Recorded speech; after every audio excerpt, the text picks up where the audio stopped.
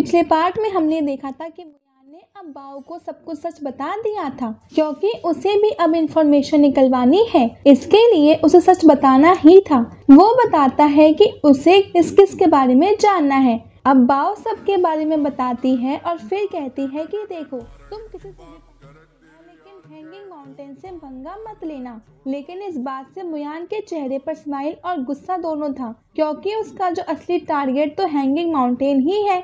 अब इस पार्ट की स्टार्टिंग पिछले पार्ट के आगे से होती है। मुयान इस वक्त बैठकर वो किसी चीज के बारे में सोच रहा था, तो उसी दौरान वहाँ पर बाओ आ जाती है। वो मुयान से वो किसी खास तरह के ग्रास के बारे में पूछने लगती है। वो ऐसे ही आई थी। वो कह रही थी कि क्या तुम मुझे इस ग्रास की मेडिसिन प्रॉपर्टीज के बारे में बता सकते हो, और क्या तुम्हें उसमें जो वेस्ट मटेरियल मतलब काम की चीज नहीं है तो उनको किस उसका तरीका पता है। मुयान कहने लगता है कि बिल्कुल, देखो ये जो ग्रास है वो दो तरह की स्पिरिचुअल एनर्जी से बनी होती है। एक तो नॉर्मल स्पिरिचुअल एनर्जी और दूसरी होती है गेनोड्रामा स्पिरिचुअल एनर्जी। वो बताता है कि गेनोड्रामा किसी और चीज का नाम है। ये जो ग्रास है ये उस गेनोड्रामा नाम की चीज के पास उगती है, इस वजह से ये उसकी प्रॉपर्टीज को भी कैप्चर कर लेती है।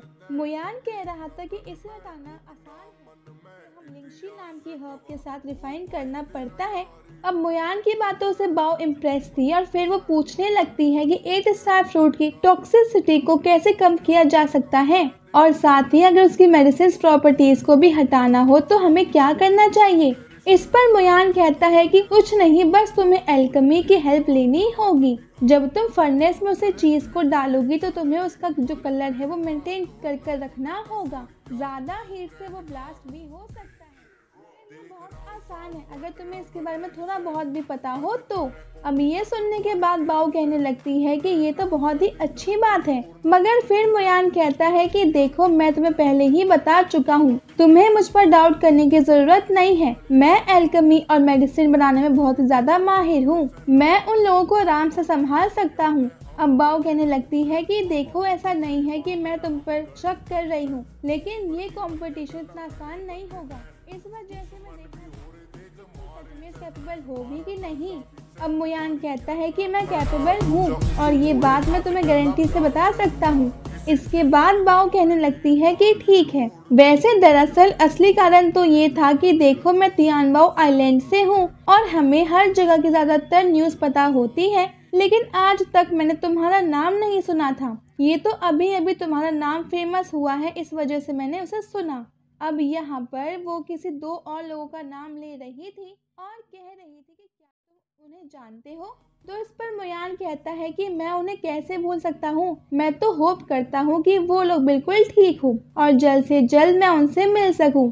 ये चीज सुनकर बाओ शॉक थी। अब मुयान कहता है कि देखो, पहला टेस्ट रिटर्न टेस्ट होने वाला है, जो कि है अभी 3 दिन बाद, लेकिन मुझे उसमें कोई इंटरेस्ट नहीं है क्योंकि वो इतना मुश्किल नहीं होगा, इसलिए मुझे अभी चलना चाहिए। मैं सोच रहा हूँ कि तियानलुन आइलैंड पर थोड़ा सा घूम फिर आऊं। अब वो बाहर निकलता है और हम देखते हैं कि यहाँ जहाज तियानलुन माउंटेन के उस बिजनेस एरिया में आकर रुक चुकी थी। यहाँ पर बहुत बड़ी बड़ी जहाज बिजनेस करने के लिए आती है और इस जगह पर बहुत ही बड़ी थी और ये सिर्फ बिजनेस के लिए बनाई गई थी। यहाँ पर उसका ही सारे आइलैंड के जो अलग अलग गुड सेलिंग अपार्टमेंट बने हुए थे, जहाँ पर बहुत सारा सामान रखा हुआ था, वो भी बहुत ज्यादा भारी मात्रा में। अब मुयान आसपास देखता है तो वहाँ पर हर आइलैंड का एक अपार्टमेंट था और लिखा हुआ था कि वहाँ किस शॉप पर किसी सामान पर कितने % का डिस्काउंट है, और साथ ही वो वहाँ की भीड़ देखकर भी बहुत ज्यादा शॉक था। यहाँ सच में बहुत ज्यादा भीड़ थी। मुयान कह रहा था कि शायद इसी वजह से बाओ थोड़ी सी चिंता में थी, क्योंकि अगर इतने बड़ी जगह से उन लोगों को निकाल दिया जाए, मतलब यहाँ पर जो बिजनेस करने की भी परमिशन हटा दी जाए, तो फिर उनको कितना बड़ा नुकसान हो जाएगा।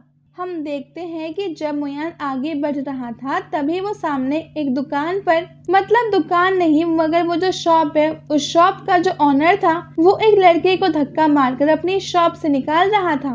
वो उस लड़के ने उस ऑनर से कहा था कि आखिर तुम्हारी हिम्मत कैसी हुई ऐसा करने की, जिसके बाद वो ऑनर अब उस लड़के को धक्का मारता है वो लड़का गिरने वाला था लेकिन मुयान ने उसे संभाल लिया था। यहाँ पर वो लड़का गुस्सा होकर आगे बढ़ता है और जो सामने ऑनर था वो कहने लगता है कि ये सब तुम्हारी चाल है। असल में उस लड़के ने खास तरीके का लोटस यहाँ से बाय किया था जो कि डिफेक्टिव निकल गया, इसीलिए वो कह रहा था कि तुमने मुझे गलत सामान दिया। अब ऑनर कहता है कि तुम झूठ मत बोलो, मैंने जब तुम्हें ये लोटस बेचा था तो ये लोटस बिल्कुल ज्यादा ग्लो कर रहा था, साथ ही उसकी जो पत्तियां थी बिल्कुल अच्छी थी और वो फ्रेश लोटस था। वैसे ये लोटस किसी भी तरह की मेडिसिन बनाने में काम आता है। तो अब यहाँ पर ऑनर कहता है कि एक बार इसकी हालत तो देखो, ये वो लोटस हो ही नहीं सकता क्योंकि ये लोटस थोड़ी ना इस तरह से खराब होता है, ये बस तुम्हारी चाल है जिससे कि तुम हमारी इतनी पुरानी और इतनी इज्जतदार स्टोर की रेपुटेशन कम कर सको।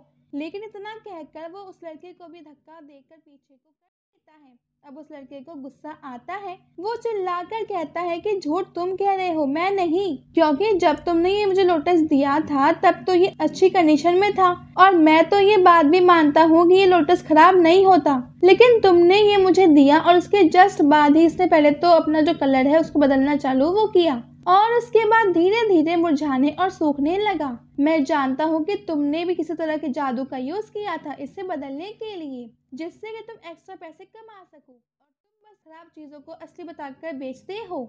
अब उस लड़की की बात सुनकर वो शॉप ओनर और ज्यादा गुस्सा हो रहा था और थोड़ा शॉक भी था। असल में वो जो गुस्सा इसलिए था क्योंकि अब थोड़ी थोड़ी भीड़ भी जमा होने लगी थी। वो आदमी समझ गया था कि अब उसे यहाँ से निकल जाना चाहिए वरना और दिक्कत हो जाएगी। अब वो तुरंत ही कहता है कि तुम बस अपना टाइम बर्बाद तुम कर रहे हो और मेरी रेपुटेशन गिराने की कोशिश कर रहे हो। वैसे तुम्हारे जैसे यहाँ रोज आते हैं लेकिन मैं तुम जैसे ऊपर ध्यान नहीं देता, और वैसे भी क्या सबूत है कि तुमने ये मेरी दुकान से ही लिया है, इसीलिए अब पहले सबूत लेकर आओ उसके बाद मुझसे मिलना। और अब इतना कहकर वो आदमी वापस से अपनी उस शॉप पर लौटने लगा था, लेकिन तभी मुयान उसका हाथ पकड़ लेता है। अब शॉप ओनर को लगा था कि शायद ये वही लड़का है, तो इसलिए ऑनर उस पर हाथ उठाने वाला था, लेकिन मुयान को देखकर वो रुक जाता है और मुयान उससे कहता है कि मुझे इस चीज के बारे में थोड़ी सी नॉलेज है, मैं आपका ज्यादा समय नहीं लूंगा, बस मुझे 2 मिनट चाहिए। अब मुयान बताना चालू करता है कि असली लोटस और नकली लोटस में बहुत फर्क होता है। मुझे नहीं पता कि ये नकली है या फिर असली, लेकिन जो असली लोटस होता है उसकी हर जो पत्ती है उसमें एक अलग एनर्जी की सेंस होती है। एनर्जी का सेंस का मतलब एनर्जी पिल जो कि लिक्विड फॉर्म में होती है। वो कहता है कि अगर हम असली फ्लावर की उन चारों लीव्स के एनर्जी वाटर को मिला दें तो वो कभी भी ब्लास्ट नहीं करती क्योंकि वो बिल्कुल डेंस होती हैं और उनमें किसी तरह की इम्प्योरिटी नहीं होती। मुयान कह रहा था कि इसे देखकर तो ये वही फ्लावर लग रहा है, मगर ऐसा लग रहा है जैसे कि ये बहुत ही ज्यादा पुराना है जिसे अपने मैजिक के थ्रू करके बेच दिया गया। लेकिन फिर भी आपके लिए हम इसे चेंज करेंगे, मगर पहले ये बताइए कि मैंने जो कुछ भी कहा वो सही था कि नहीं। अब इसके बाद वो शॉप ओनर भी हाँ करने लगता है क्योंकि बात तो पूरी सही थी। अब मुयान इस बात को चेक करने के लिए लोटस को ऊपर अपनी एनर्जी डालता है और उसे खाने के मुताबिक वो हर पत्ती के अंदर से एक अलग अलग केमिकल टाइप की बॉल निकल कर आई थी। ये एक एनर्जी एसेंस था और इसके बाद मुयान उन चारों एसेंस को मिलाता है जिस वजह से दूसरी बॉल क्रिएट हो जाती है जिससे बहुत ही ज्यादा एनर्जी निकल रही थी। लेकिन जैसे ही वो ऑनर से देखने के लिए जाता है वो ब्लास्ट वहाँ पे कर जाती है और इस ब्लास्ट की वजह से वो आदमी वहाँ नीचे गिर पड़ता है। अब मुयान कहता है कि देख लिया, अब तो तुम मानते हो ना कि तुमने सच में ऐसे गलत चीज दी थी, तुम्हें ऐसे किसी को भी लूटना नहीं चाहिए। लोग यहाँ पर तुम्हारे ऊपर भरोसा कर चीज खरीदने के लिए आते हैं। अब उस आदमी को बहुत ही ज्यादा गुस्सा आ रहा था क्योंकि मुयान ने बीच में आकर उसका सारा प्लान बेकार वहाँ पे वो कर दिया। हम देखते हैं कि वहाँ पर जो आसपास लोग वहाँ पे खड़े होकर तमाशा देख रहे थे वो कहने लगते हैं कि तो सच में बहुत ही गलत बात है। अब हमें पता चल गया कि असल में ये चीटिंग वो कर रहा है, मगर ऐसे में अगर हमें पता नहीं चलता तो हम तो इसकी ही दुकान से कितना सारा सामान लेने आते हैं। आज के बाद हम इस दुकान से कभी भी सामान नहीं लेंगे। अब तो यहाँ पुरानी दुकानों पर भी भरोसा करना नहीं चाहिए। और वो मुयान को कह रहे कि मुयान तियानबो आइलैंड से है इसलिए हमें वहीं से सामान लेना चाहिए, क्योंकि जब वहाँ एक आदमी इतना ज्यादा टैलेंटेड है कि वो इतनी सारी बातें जानता है तो वो लोग चीटिंग तो नहीं करते होंगे।